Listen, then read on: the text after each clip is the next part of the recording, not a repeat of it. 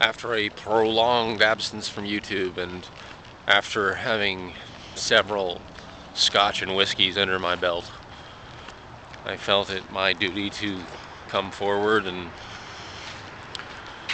do my part to right wrongs on the internet. Very chivalrous of me, if I don't say so myself. Um, I've recently become aware of Healthy Addict's channel because of a couple of users that I follow. Completely Rational, who's really great, and Coughlin, who everybody's heard of, and and for both their parts, and maybe there's been some others, they've been kind of picking at her over some of her latest posts, and I haven't seen all of her posts, but I watched her most recent one, and I think she seems really very reasonable, and you know, it's a touchy subject. It's a touchy subject. Guys kind of get defensive about this stuff because they think, well, already there's like, you know, there's a lot going on, you know, I mean, when it comes to men and women, especially if you're single, which I'm not, and I haven't been for 6 years, but you know, it's touchy. I mean, you know, you know, you feel like you're being scrutinized, whether you're a man or a woman. You know, you feel like you're being judged.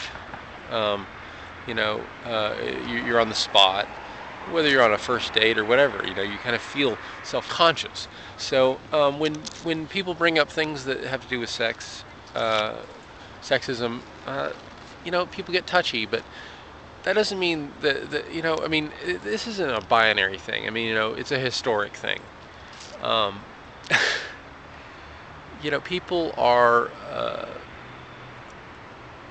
they're going to get touchy about some of this stuff, but they need to, you know, it's actually funny to watch people who are normally very rational kind of get kind of touchy about the subject when women bring it up. I mean, and it's fair enough. I mean, I'm actually an unabashed sexist to some degree, because I mean, I do hold doors open for women, even after knowing that it, you know, it is kind of part of that paternalistic, um, you know, um, protective kind of masculine attitude.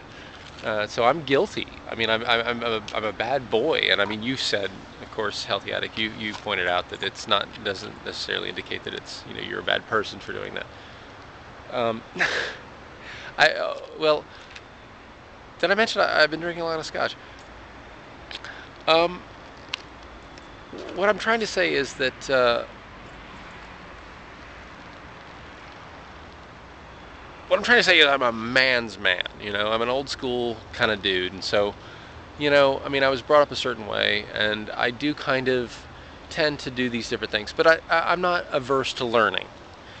And all I'm saying at this point, you know, this whole video, really, all I'm suggesting is that guys out there that are watching this, you know, just be open to learning. You know, I mean, learning about like how, you know, the implications, the broader social implications of our gestures. Um, it's a very nice gesture to open a door for a woman, but there is something paternalistic about it. And you know, I mean, you know, just be aware. Think about it. Just think about it. You know, think about what it means, and um, the. I guess one way of looking at it is the logical uh, outcome of that kind of paternalism is the burqa.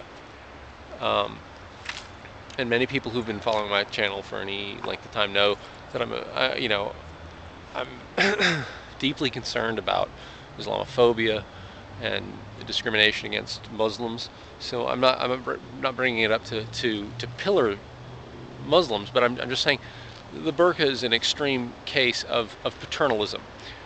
You know, ostensibly, it exists really as a way of protecting women against being objectified, ironically. but it's this terrible shield that keeps people from interacting, women from interacting. So it's a good example of paternalism gone haywire, and a sense of chivalry kind of gone haywire. So while I'll kind of nurse my, you know, old-fashioned ideas, I have a daughter, and I'll also try to inculcate in my own self some modern ones too. Maybe I can find a synthesis there, and maybe you can too. And good night. I'm gonna go back and drink some more.